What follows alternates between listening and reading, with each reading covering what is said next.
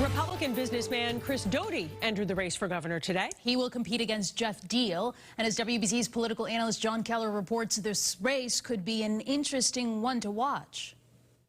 I think it's so important that we have a fiscally conservative voice in the State House. Meet Doughty, the founder of this Wrentham auto parts company, who's running as the moderate alternative to Trump-approved candidate Geoff Diehl, the former state rep from Whitman.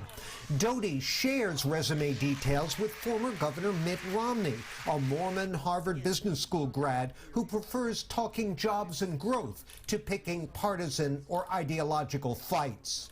That background of trying to fix things and to be action-oriented, like you have that you obtain from the business and the private world, I think is important in bringing to the State House. But with large majorities of Republicans here telling pollsters they support the former president, is there running room for a candidate who prefers to be linked with outgoing Governor Charlie Baker, who the Trump forces disparage as a rhino, Republican in name only?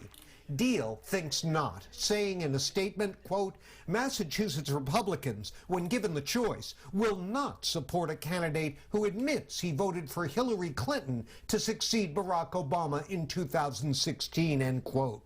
A Doughty campaign spokeswoman tells WBZ, quote, that's interesting coming from a guy who voted for Joe Biden, unquote, as Diehl did in the 2008 presidential primary. It's easy to get distracted with noise.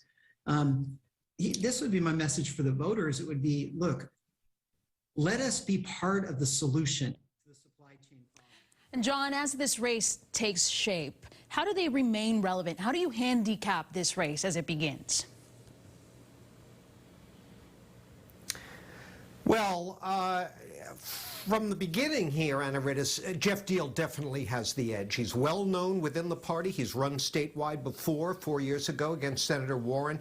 Recent polls have shown former President Trump with over 80% approval among Massachusetts Republicans. But that hasn't translated into comparable financial or polling support for Diehl. His co-branding with Trump has the potential to backfire a bit, what with the January 6th hearings coming up in the coming months. And Doughty has the dough to get his message out. He's anteed up $500,000 to begin with here. That's far more than Diehl has raised in over 7 months of campaigning.